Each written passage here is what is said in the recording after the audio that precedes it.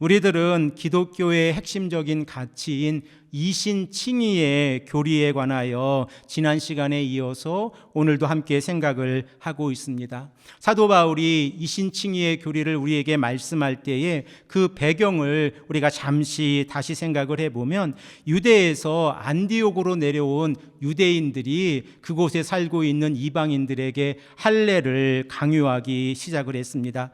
이 일로 인하여 유대인 기독교인들과 바나바와 바울과 논쟁이 일어나게 되어졌는데, 이로 인하여 사도행전 15장의 말씀을 보면 예루살렘에서 공의회가 열리게 되어지고, 이 공의회를 통하여 이방인들이 예수님께 나아가는 기준이 어떻게 되어지는지를 생각해 보고 논의하게 되어집니다.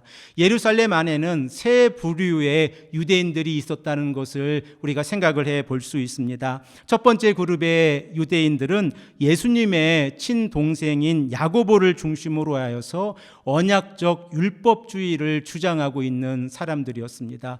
그들은 구원을 받기 위해서는 할례가 필수적인 조건이라고 생각을 하면서 예수 그리스도를 믿음과 동시에 구약의 율법을 지키고 할례를 받아야 예수 그리스도의 십자가의 보혈을 통하여 구원을 받을 수 있다라고 생각을 하고 있었습니다. 두 번째 그룹으로 베드로를 중심으로 한 온건파 유대인들이 있었는데, 이들은 바울과 같이 적극적으로 이방인 선교를 위해서 노력하거나 애쓰고 있지는 않았었지만, 이 야고보와 같이 이방인들에게 할례를 강요하고 있지는 않았습니다. 그리고 세 번째 그룹은 바울을 중심으로 한 유대인 그룹들이었는데, 이들은 예수 그리스도의 십자가의 보혈을 통하여 유대인과 이방인 사이에 막힌 담이 무너졌다고 하는 사실을 강조하고 있었고, 더 이상 이방인들이 이제 할례를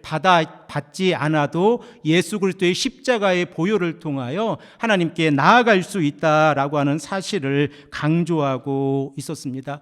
이러한 논쟁 가운데에서 사도행전 15장의 말씀을 보면 예루살렘 공의회가 열리게 되어집니다. 그리고 이 예루살렘 공의회에서 베드로가 어떻게 언급을 하고 있습니까? 사도행전 15장 11절의 말씀을 보면 이방인들도 유대인들과 동일하게 예수님의 은혜로 구원을 받는다라는 사실을 강조하고 있고, 그리고 언약적 율법주의를 주장하고 있었던 이 유대인 그룹의 대표적인 인물이었던 야고보 또한 이방인들이 하나님께 나아오는 것을 막지 말아야 한다라고 공표하게 되어집니다. 그런데 야고보는 한 가지 더 중요한 사실을 강요하고 있는데, 이방인들이 우상을 섬기거나 음행을 하거나 목매어 죽인 짐승의 고기와 피를 먹는 것을 금하라라고 하는 이 단서를 달게 되어집니다.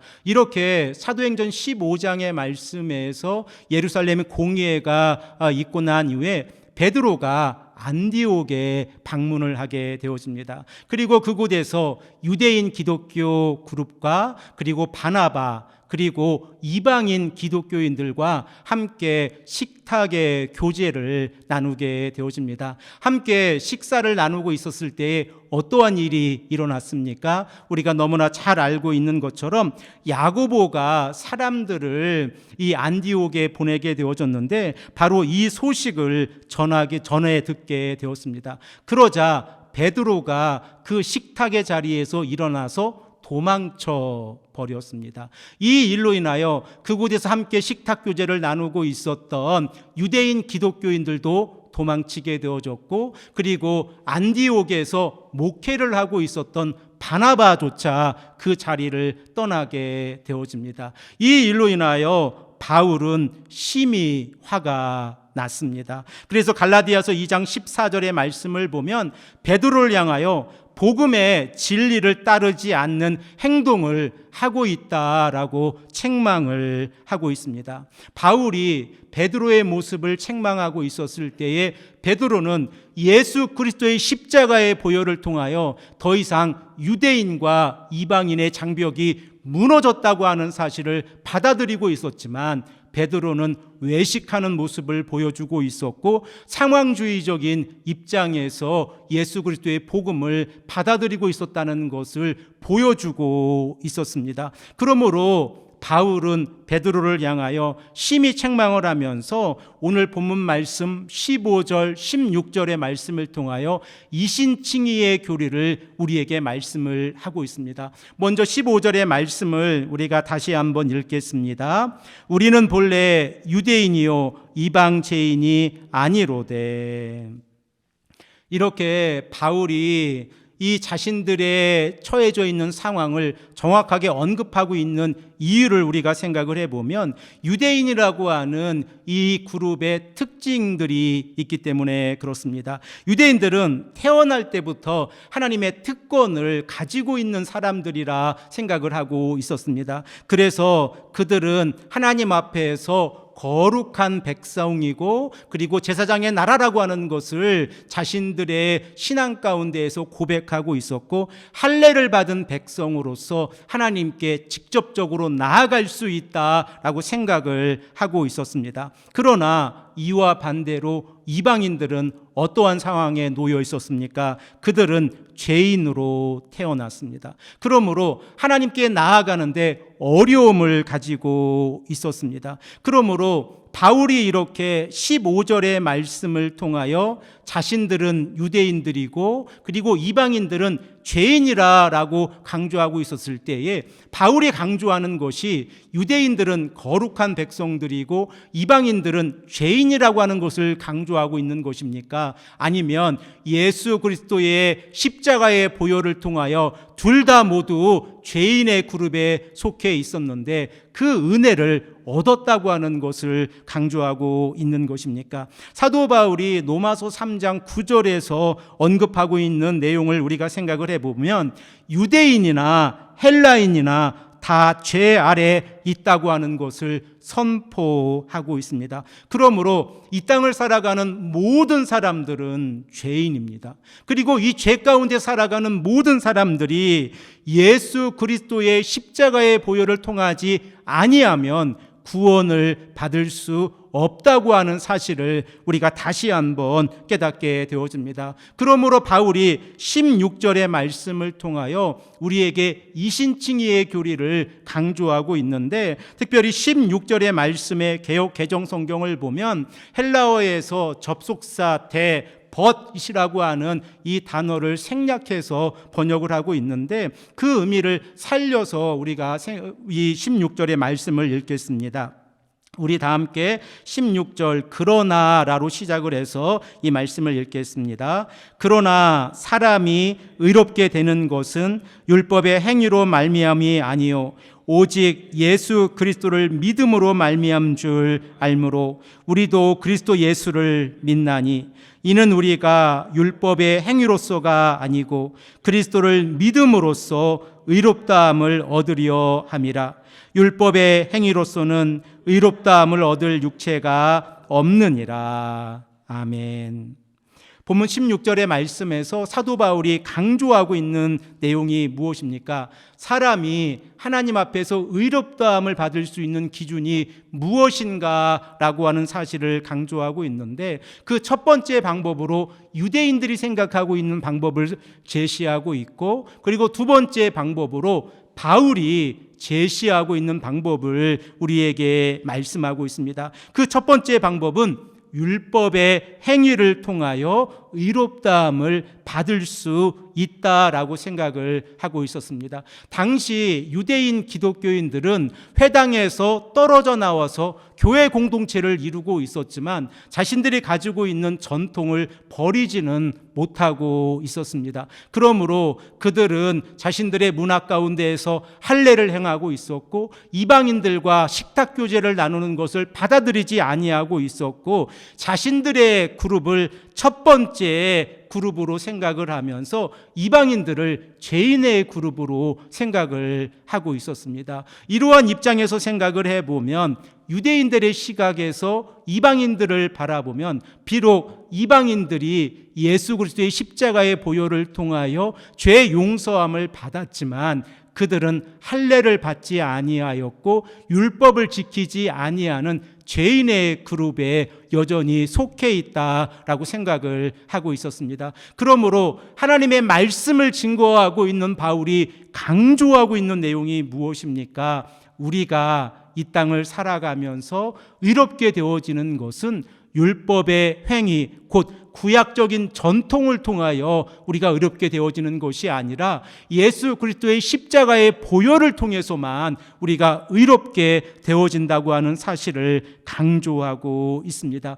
우리들은 예수님께서 십자가의 사건을 통하여 구약의 율법을 완성하셨다고 하는 사실을 잘 알고 있습니다. 그러므로 바울이 예수 그리스도의 복음을 증거하고 있었을 때에 더 이상 율법적인 행위로서 할례나 제사의 제도가 하나님 앞에서 의롭다함을 얻는 기준이 되어지지 아니하고 오직 믿음을 통하여 하나님께 나아갈 수 있다고 하는 사실을 강조하고 있습니다. 사랑하는 성도 여러분, 우리들의 믿음은 어떠합니까? 우리들은 하나님 앞에서 의롭다함을 받았다고 하는 믿음의 확신 가운데에서 살아가고 있습니까? 우리가 이러한 믿음의 확신 가운데에서 살아간다고 하면 우리들이 날마다 묵상하고 날마다 고백하며 나아가야 하는 것은 하나님의 구원 계획 아래에서 예수 그리스도의 십자가의 보혈을 통하여 우리가 어떻게 구원을 받고 죄 용서함을 받았는지를 깊이 있게 묵상하는 것입니다. 17세기의 개혁주의 신학자 가운데에서 헤르만 위치우스라고 하는 화란 신학자가 있습니다. 이 화란 신학자가 이신칭의의 교리를 우리에게 설명을 하면서 이사야서 43장 25절의 말씀과 연결을 해서 우리에게 말씀을 하고 있는데, 우리 성경에서 구약 성경 1021면을 펴보시고 그리고 저의 말씀을 지속적으로 들어보시기를 바랍니다. 이사야서 43장 25절의 말씀을 찾아 놓으시고 함께 말씀을 생각해 보겠습니다.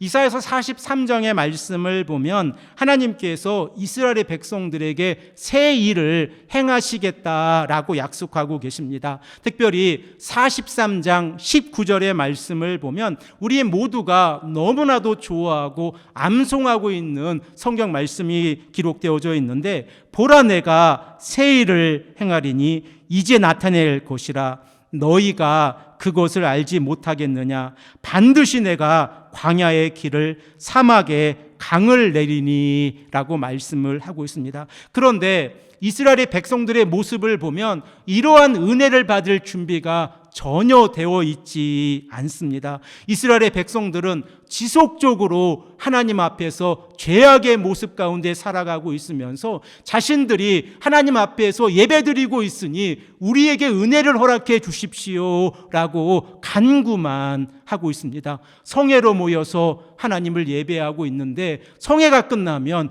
우상을 섬기고 있고 이방인들의 풍습을 따라 살아가고 있습니다. 그래서 하나님께서는 43장 22절 상반절의 말씀에 이스라엘의 백성들이 성회로 모여 하나님을 예배하고 있는데 그들을 향하여 하나님을 부르지 아니하였다라고 책망하고 계시고, 그리고 43절 22절 하반절의 말씀을 보면 오히려 하나님을 괴롭게 하고 있다라고 말씀하시면서 23절과 24절의 말씀에 하나님 앞에서 올바른 제사를 드리지 못하고 있다라고 말씀을 하고 있습니다. 하나님 앞에서 이스라엘의 백성들이 하나님을 예배하는 모습으로 나아가고 있다고 자신들이 스스로 생각을 하고 있는데, 하나님께서는 그들의 예배를 받아주지 아니하시고 그들의 기도를 듣지 아니하시고, 그리고 그들이 제사를 드리고 하나님 앞에 예물을 가져오는데 그 예물조차 받지 아니하시겠다라고 말씀하고 계십니다.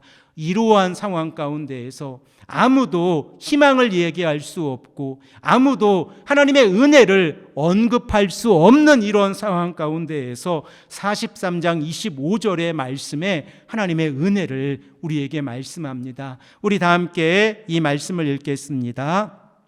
나 곧 나는 나를 위하여 내 허물을 도말하는 자니 내 죄를 기억하지 아니하리라.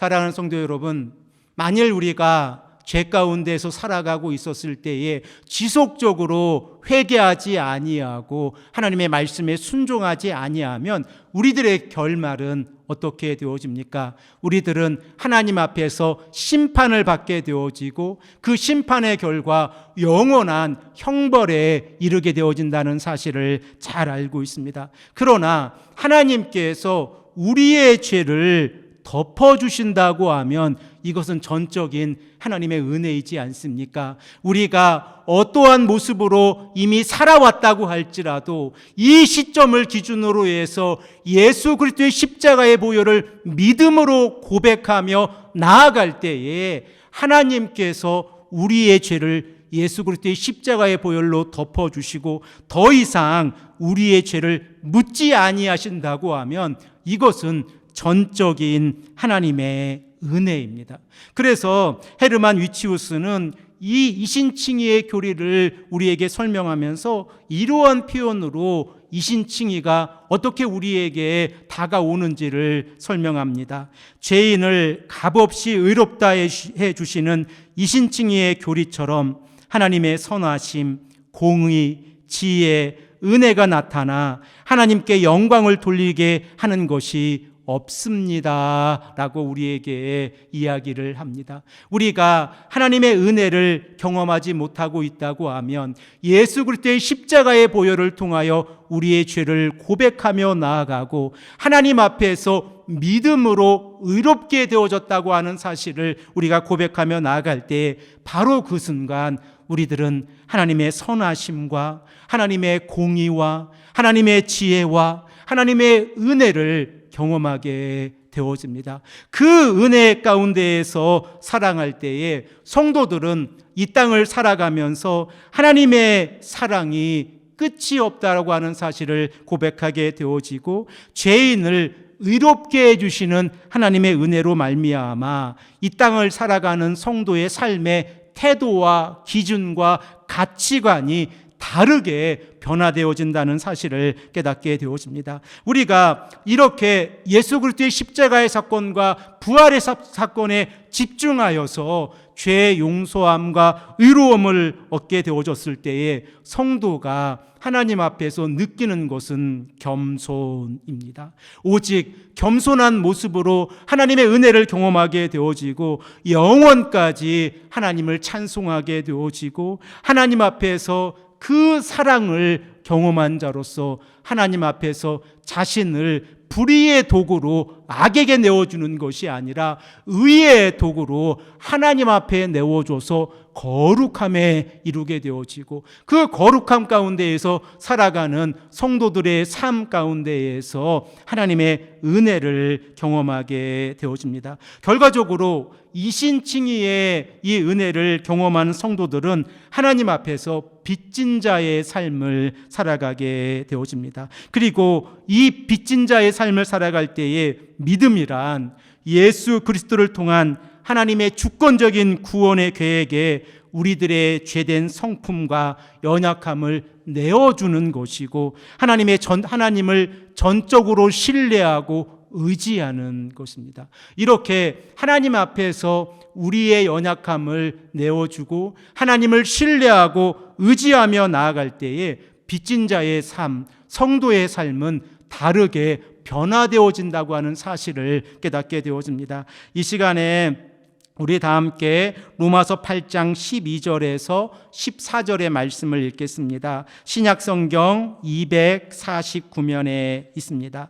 로마서 8장 12절에서 14절 말씀 249면에 있습니다. 함께 읽겠습니다. 그러므로 형제들아 우리가 빚진 자로 돼 육신에게 져서 육신대로 살 것이 아니라 너희가 육신대로 살면 반드시 죽을 것이로되 영으로서 몸의 행실을 죽이면 살리니 무릇 하나님의 영으로 인도함을 받는 사람은 곧 하나님의 아들이라. 아멘.